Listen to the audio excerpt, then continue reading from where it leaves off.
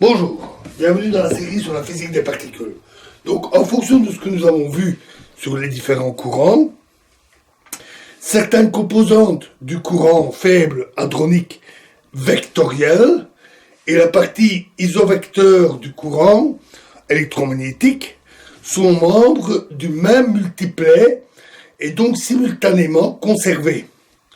Cette hypothèse du courant vectoriel conservé, appelée CVC, cette hypothèse de Gell-Mann et Feynman, peut être contrôlée en comparant les taux de désintégration faibles et électromagnétiques dus au même multiplet isospin. En physique des particules, on trouve une prédiction pour les transitions du méson pi plus en pi 0 plus un positron plus un antineutrino ou plus un neutrino, pardon. Pi moins vers pi 0 plus un électron plus un antineutrino. À cause de la faiblesse du transfert de moment, les masses sont presque égales, les amplitudes sont directement normalisées à travers une simple rotation de l'isospin par les éléments de matrice correspondant à la charge électrique. Cela conduit à des taux, après calcul, en pi de pi plus vers pi 0 plus électron neutrino égale à G carré fois masse du pi plus moins masse du pi 0 au KE exposant 3 divisé par 30 pi cube et qui donne 0,45 seconde moins 1. Donc, environ 2 désintégrations par seconde. Une demi-désintégration par seconde. On met dans ce calcul des termes qui sont d'ordre m carré sur mp plus moins mp 0 au carré, qui sont d'ordre 10 moins 2, ont été négligés. On peut comparer à la valeur expérimentale, qui est de 0,39 plus ou moins 0,01. Et donc, 0,03, pardon. Et donc, le résultat est très très bon. Des tests précis peuvent aussi être réalisés en physique nucléaire. Alors, à l'opposé, le courant axial ne semble pas conservé, même à la limite d'une invariance SU3 exacte. Par conséquent, la constante de couplage axial mesurée dans la désintégration bêta n'est pas égale à la constante vectorielle GA sur GV est égal à 1,22 plus ou moins 0,02.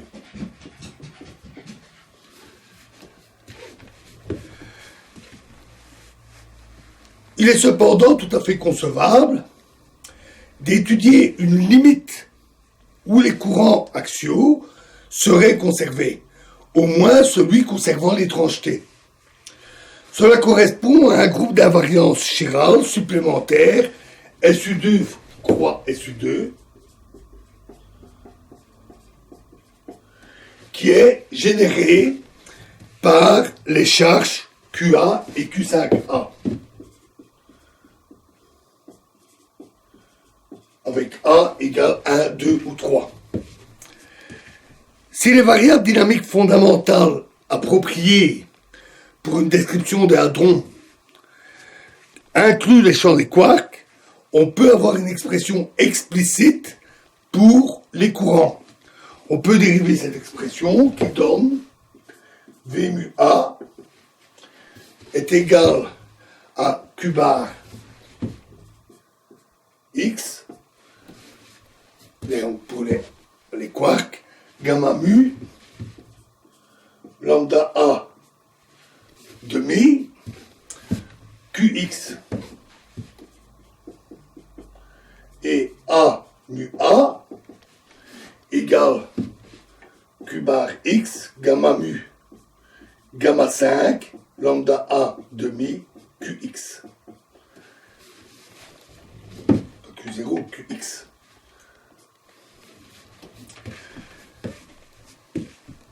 On peut alors obtenir les relations de commutation pour les courants ainsi que pour les charges qui correspondent. Q A de T égale l'intégrale des cubes X de V0